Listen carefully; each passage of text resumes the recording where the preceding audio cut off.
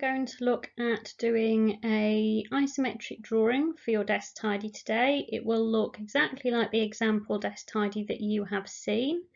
If you have a look on the back wall, you'll see some of these isometric drawings that are finished, so you can see the quality that I'm expecting in your work today.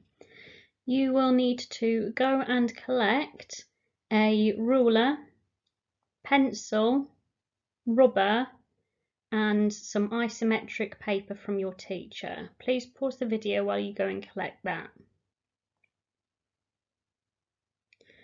Okay, so when you've got everything sorted out, I want you to put your isometric paper onto your drawing board so that you've got a nice surface to draw on.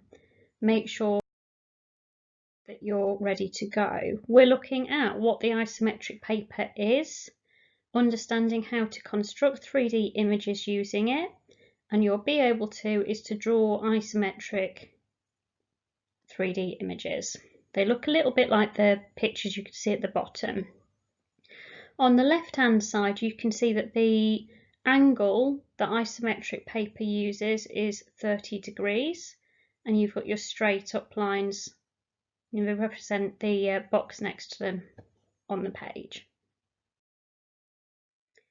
Okay, so by the end of this lesson you'll be able to use the isometric tray paper to draw cube shapes, other isometric drawings, and construct small curves on the paper. So I want you to do this at the very top left corner out of the way of your work. So right up in the top left corner of your isometric page, I want you to draw these two little lines. So it's one triangle to the left and one triangle to the right. It should look like a little V shape. Okay, next I want you to do one triangle space up from each of those points. It should look a little bit like a W shape. Next is to join those two up at the very top. So it should look a little bit like a book. Make sure you're doing it very nice and neatly with your pencil and your ruler. And then the last bit to finish the cube is to just make a peek at the very top. So this has made a nice little cube. All of the dimensions are one triangle space apart.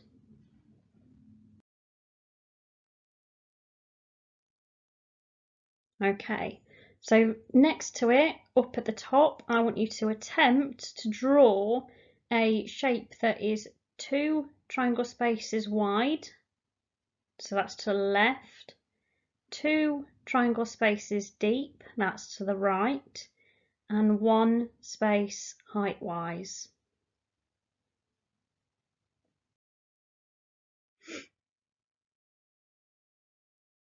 Okay.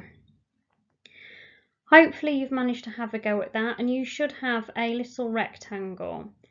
What the benefit of using my isometric paper is, what angles you're going to construct isometric drawing, how you're going to make sure you can erase your lines if necessary. Have a think about what those questions mean and what the answers could be. Okay. So we already mentioned that isometric paper uses 30-degree angles. If you have a look very carefully, you can actually see there's a lot more that is to it. These are used as guidelines for constructing 3D images, not just square ones, but circular shapes as well. We're going to look at doing that shortly. So you should have your isometric page with the lines this way up. If you've got straight lines going horizontally, you need to turn it round. Your straight lines should be vertical. Job number 1. I want you to start this on the very bottom, right in the middle, maybe 2 triangle square spaces from the bottom, a line that goes 14 to the left. And then 14 to the right. We're creating the little V shape that you had earlier from your cube, but this is going to be a lot bigger. So use your ruler and pencil really super carefully and make sure both measure 14. It's super important to do your counting. We're going to do from each end 2 triangle spaces up to make the W shape,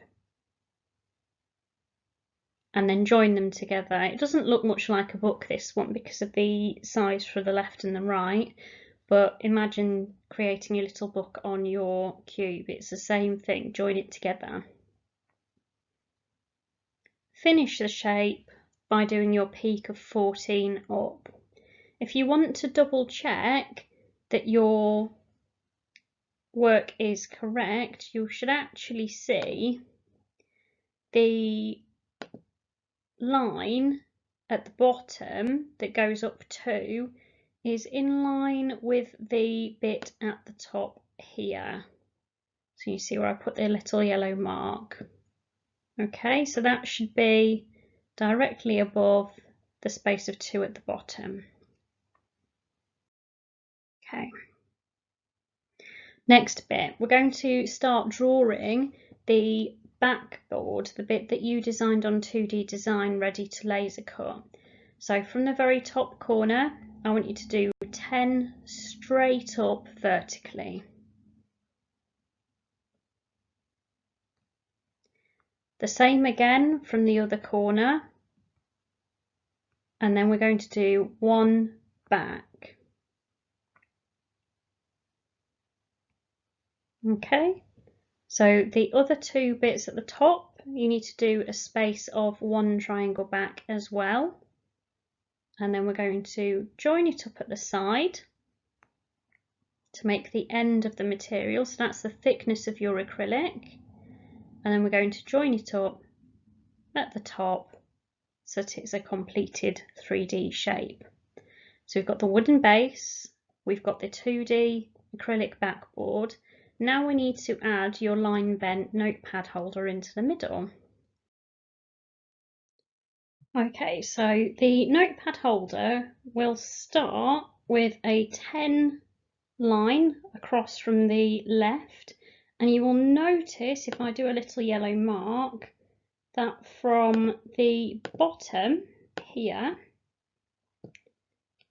count up 2, and that is where your 10 line should start. It is completely in a straight line all the way up like this. Okay, so make sure that you have got your 10 line going to the left, and then we will do the same to the right. So you've made your little V shape at the bottom. Once you've got your V shape, you go up by 5 in the middle and then at both ends. It makes your W shape. Join those up with 2 more 10 lines so that it looks like your little book, and then do the peak at the top. If you've done it right, the corners of your notepad holder at the top and the bottom there should line up with the top of your acrylic 2D Design backboard. Okie dokie. So now we're going to do the thickness of the notepad holder, because acrylic has got a thickness, yours is 3mm thick. So we're going to do a line of 8, and it should be exactly in the middle. So you'll notice, if we have a look with the little lines again, so from the corner of your notepad holder, you go up 1 triangle away. Okay, 8 to the right, and then join them up to make the peak at the top.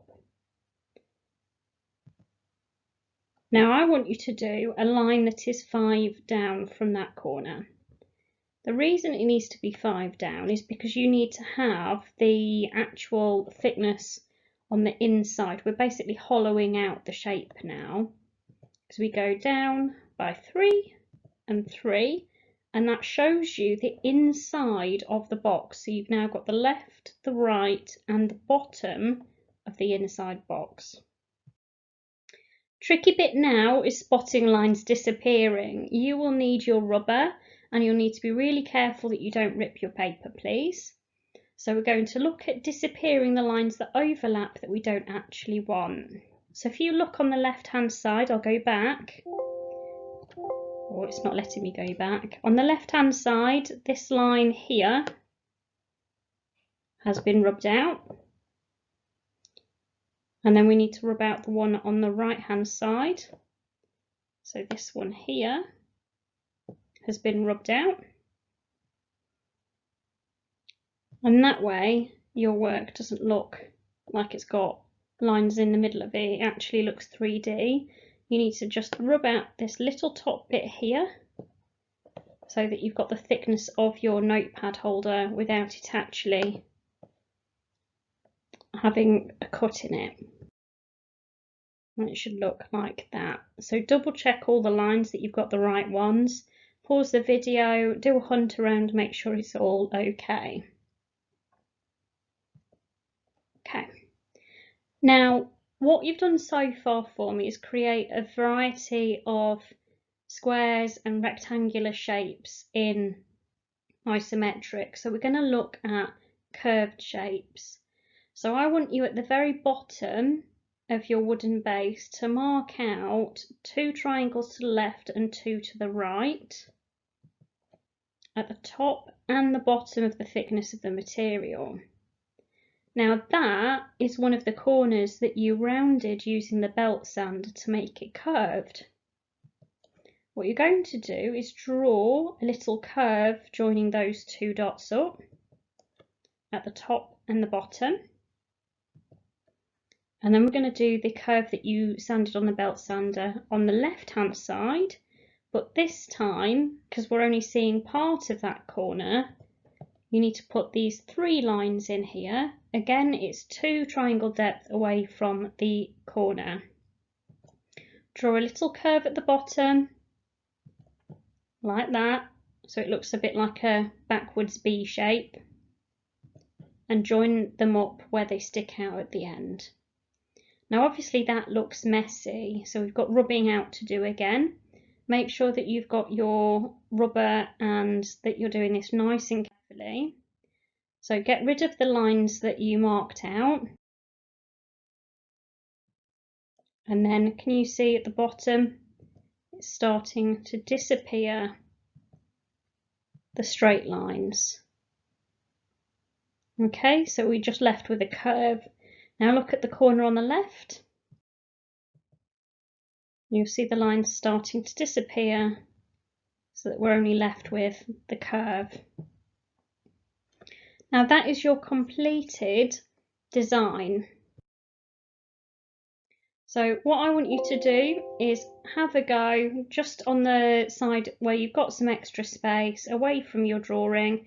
Have a go at drawing a little cube that is 4 wide, so 4 to the left, 3 to the right, so 3 deep, and then 3 high. If you can do that without me showing you the instructions, then I think you've got the hang of drawing isometric squares and rectangles.